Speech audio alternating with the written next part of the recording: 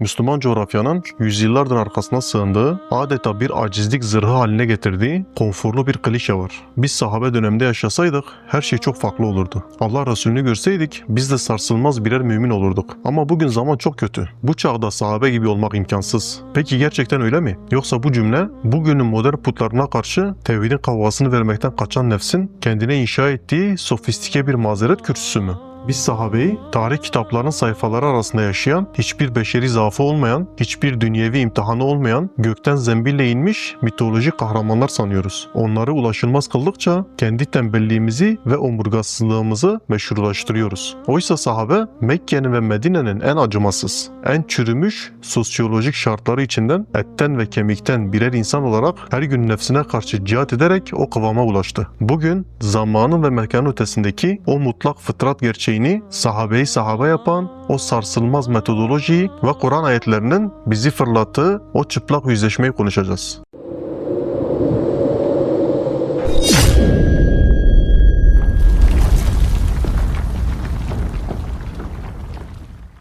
Bizler bugün sahabe dönemini okurken büyük bir tarihi değerlendirme hatası yapıyoruz. Zannediyoruz ki Allah Resulü sallallahu aleyhi ve sellem Mekke'de tebliğ yaparken herkes huşu içinde İslam'a koştu. Hayır, sahabe bugünün modern dünyasından çok daha vahşi, çok daha kökleşmiş bir küresel cahiliye nizamının tam kalbinde doğmuştu. Etraf faiz çarklarıyla, kabile asabiyetiyle, kadını ve yetimi ezen acımasız bir sömürü ekonomisiyle kaplıydı. Üstelik ellerinde bugünkü gibi ciltler dolusu tefsir, hadis külliyatları, sarsılmaz İslam tarihleri de yoktu. Vahiy parça parça iniyordu ve attıkları her adım mal mülk kaybetmeyi, aileleri tarafından reddedilmeyi, işkence tezgahlarına yatırılmayı göze almak demekti. Sahabeyi sahabe yapan şey zamanın konforu ve mekanın kutsallığı değildi. Onların vahiy bilgisi karşısında gösterdikleri o muazzam epistemik dürüstlüktü. Ali İmran suresi 173. ayette tüm dünya üzerlerine ordularıyla yürürken o dikey akıl şöyle anlatılır. Bir kısım insanlar onlara düşmanlarınız size karşı ordular topladı. Onlardan korkun dediklerinde bu onların imanlarını artırdı. Ve Allah bize yeter. O ne güzel vekildir dediler. Bakın ayetler arası köprüye dikkat edin. Dünyanın tehdidi, sistemin baskısı onları bükmüyor. Aksine imanlarını dinamik bir reaksiyona dönüştürüyordu. Bugün çevre çok kötü diye ibadetlerini erteleyen zihniyet, Uhud'da, Hendek'te kanı cağı pahasına saf tutan o insanların psikolojik muharebesini kavrayamaz. Sahabe gökten inen bir melek topluluğu değildi. Onlar vahiy süzgecinden geçmeyi kabul etmiş çıplak iradelerdi.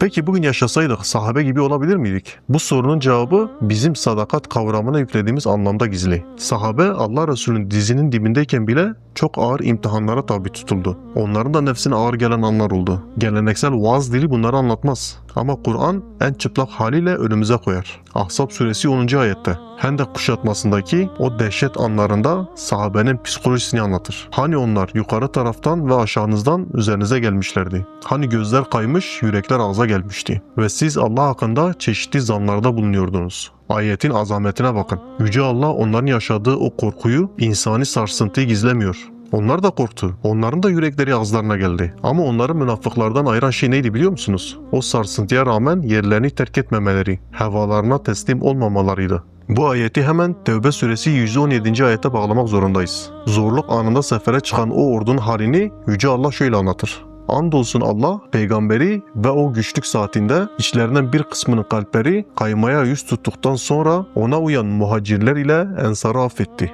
Köprüye dikkat. Saatil usre yani zorluk saati, kriz anı. İslam usulünde sahabe olmak hiçbir zaman şüpheye düşmemek, hiç yorulmamak demek değildir. Sahabe olmak kalbin kaymaya yüz tuttuğu o kriz anında bile fıtrata ve vahye sarsılmaz bir sadakat ile tutunabilmektir. İşte tam bu noktada o kronolojik mazeretleri yıkan, zamansal uzaklığı ilahi bir köprüyle ortadan kaldıran o zirve ayet gelir. Tövbe suresi 100. ayet.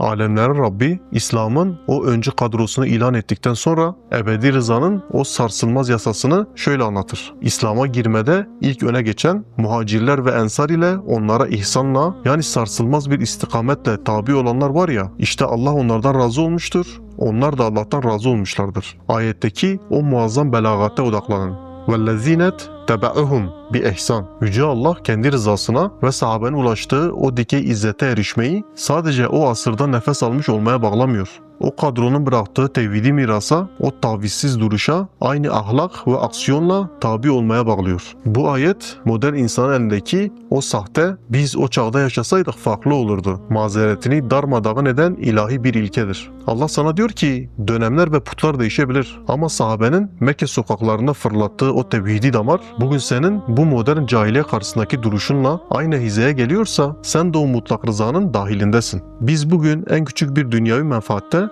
bir kariyer hesabında omurgamızı bükerken onların ulaştığı o dikey hürriyeti sadece zamana fatura edemeyiz. Sorun çağın kötü olması değil, bizim teslimiyetimizin sahte olmasıdır. Peki Kur'an bizim bu çağdaki çırpınışımıza, bu zamansal uzaklığımıza ne diyor? Yüce Allah, sahabe döneminden asırlar sonra gelecek olan bizlerin ufkunu Hadid suresindeki 10. ayette muazzam bir aksiyolojik mizanla açıyor. İçinizden fetihten önce harcayan ve savaşanlar diğerleriyle bir olmazlar. Onların derecesi sonradan harcayan ve savaşanlardan daha büyüktür. Bununla beraber Allah her birine en güzelini yani cenneti vaat etmiştir. Tefsir usulünde bu ayetin belirlediği kural şudur. Zorluk zamanında, hakikat yalnız kaldığında, gurbete düştüğü anlarda verilen mücadele, iş kolaylaştıktan, İslam bir medeniyet gücü haline geldikten sonra yapılan amellerden kat be kat üstündür. İşte bugünün modern Müslümanına açılan devrimci kapı burasıdır.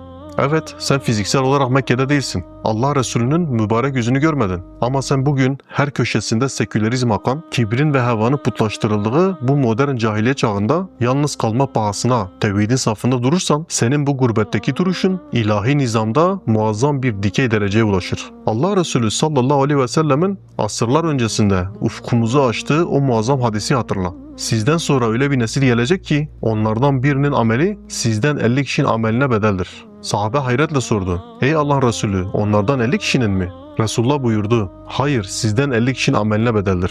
Çünkü siz hayırda size yardım edecek yardımcılar buluyorsunuz. Onlar ise bulamayacaklar. Demek ki mesele hangi yüzyılda olduğun değil, doğduğun yüzyılda safını nereye gerdiğindir. Yani sözün özü, bugün yaşasaydık sahabe gibi olabilir miydik? Sorusu geçmişe ağıt yapma sorusu değildir. Bu soru bugün uyanık bir akılla nerede durduğunun hesaplaşmasıdır. Sahabe kendi çağının putlarını tevhid baltasıyla kırdı.